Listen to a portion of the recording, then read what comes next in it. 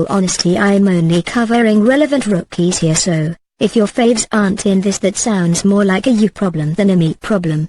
ITZY, will I ever find an ITZY bias? No, most likely not. I love these girls so much, they really hold a special place in my heart. Dip really did it again and put some really charismatic people together. You can't help but fall in love. Their songs are all bops. I know some people disagree, but that's only because ITZY's discography is only for the finest tiers. But my criticisms of this group are that it seems like they focus more on dance than anything else, because in all honesty they do have some weak vocalists, and I haven't seen any improvement since debut vocally. Also, I get that their concept is literally the "I'm not like the other girls" meme, but come on. Their second comeback music video was literally just a part 2 of Della Della, as well as the whole performance. There is no ice. Where is the ice? That's all I have to say. TXT, I know for a fact I was way too harsh on them when they first debuted, and it was mainly because of them being the only group to debut after BTS and Big Hit. A lot of ARMYs were standing them solely of that fact, and I definitely didn't want to stand just because they're from my else company. However, then I came across Cat and Dog. Like everyone else, at first I was kinda like, what the fuck? But then it hit me. Now going back on Crown, she kinda slapped too. All around a solid group, good vocals and dance skills, plus even though I expected a rap-centered and darker concept from Big Hit, I prefer cute concepts, so another win for me. Luna, low-key hated them during their debut mainly because of the bad reputation Orbits had then and to somewhat still now. Now that I think about it, it could have been bandwagon hate, but I also really did not like Hi Hi, but IDK. Well, after Butterfly came out I was kinda like, shit. Okay. So I looked into them, and Hi Hi is still in the gray area for me. Kinda love her, kinda wish I could burn her and never hear her again. But the rest of their discography is flawless. If only we could have been Hi Hi, I would have probably stanned since debut, a B6. I really knew nothing about Daehui before his one performance with Sunmi and Insulgi, since 101 disbanded when I was fetus in K-pop. So therefore, because of the hype, I had really high hopes, but I was actually quite disappointed with this. It was not one of the strongest debuts of 2019 at all. And really I feel like their rap line is much stronger than their vocals. However, despite the vocals, the actual composition and production of the song is excellent, and as far as I am aware that is partly credit to Daehui, so that's quite impressive. One of my own personal annoyances though, is when I don't know what the fuck is going on in a music video. Which was me in this music video. What is the concept? Literally what? But yeah. Good. Not amazing. Which was quite disappointing. A tease. I feel like they're the most capable rookie group of 2019, in fact I forget they are a rookie group because of how good they are and all their achievements. Another group I actually hated at the beginning, because I saw on Twitter how they were stealing other groups' concepts, and I saw a clip of Pirate King and was like, wow. Put Not Today and Don't Wanna Cry together, and there we go. But then I actually watched it and realized. Am I normal? Am I like, okay? Rookie of the Year should be a given for them, and I'm banking on them winning one. They're strong in every division, dance, vocal, and one of the strongest I know in K-pop and rap. My literal only criticism is their concept. What the frack? Pirates? Are we doing this? I hope they change this shit soon because I hate it. Like I refuse to stand for weeks because of it.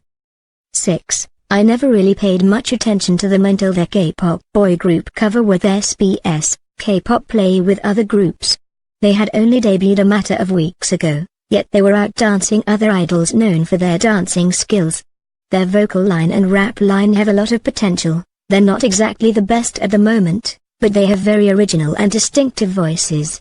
I kinda hate that classic main vocal voice, if you know what I mean.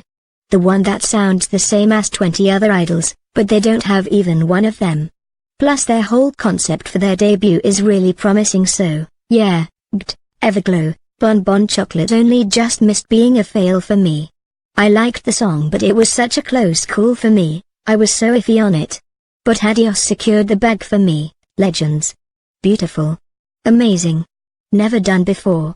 They really are stan-worthy. Plus I love how original their sound is. I don't know another group that sounds like them, which is a good thing but also really risky. However, they're extremely weak-lived. You can clearly hear them struggling on stage, not even gonna go into the MR removed videos. For these types of groups, I would just prefer them to perform weaker choreographies or just cut out the hard notes, since in my opinion stability on stage should be a main focus. I don't wanna get too much into this, but their company is dead ass the most dodgy one I know. We all know K-pop companies are shady, and the fact that the location of their building used to be a 7-Eleven. Most likely a sign that they're dodgy. Plus the ratios of their views and sales, and the way their votes increase by like 60% in an hour. We either forever on some crack or their company is legit shady. 1. Us, their debut was so boring to me, I didn't even get around to watching the stages at all, it was just so boring. Like I zoned out 30 seconds into the video. Twilight was an infinite improvement.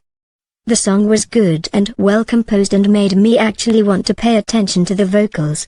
The actual music video was very good too, the visuals were stunning and it was aesthetically pleasing throughout. It was a bit too, coincidentally, Twilight Breaking Dawn for me. That could have been what they were going for, but I just couldn't take it seriously because of it. I noticed that their vocalists are beautifully stable during their stages, and I haven't seen that too much with these rookies. However, no offense Do stands, he is my least favorite type of rapper. It's just an extremely low voice talking. I haven't seen any skill from him so far. Just saying. I have loved them since debut. I think their concept is so unique and fun, they're really a group like nobody else. And their whole sound is just so fun, it's like this retro, funk style. Every song of theirs is just a mood lifter. They've been underrated for so long, but recently their latest comeback Tag got quite a lot of attention, which I am so happy with. I think they're starting one of them storyline things, like how BTS and Luna have. I've already expressed how much I hate them, but it seems to always please fans, so yay them. X1, the debut was amazing. As we expected. They lived up to all expectations and more, the actual title track and the B-side slap. Kinda mad that Pretty Girl didn't make it onto the album, and I was hoping the concept wouldn't be too dark, but oh well. I was pleased with the final group, to be honest. My number one pick, God Center. They have excellent vocalists, rappers and dancers. If I could change anything, I would have put Jin Hyuk in the group instead of someone else, but that's it. I know that Mnet fucked the rankings up big time, but for the meantime we should just support the group as much as we can, since this is not their fault, or their job to pay the price. Cherry Bullet, if you had asked me a couple months ago, before really came out, I would have told you they were my fave rookie group of 2019. But not gonna lie, really kinda disappointed me. She was. Whereas their debut, and all their pre-debut promotions were extremely promising. Personality-wise they still are my favorite, they're so cute and look after each other so well. But I just hope at this point they're not one of them groups that never top their debut. That's all of the groups I'm gonna review for now, so yeah, peace bitches.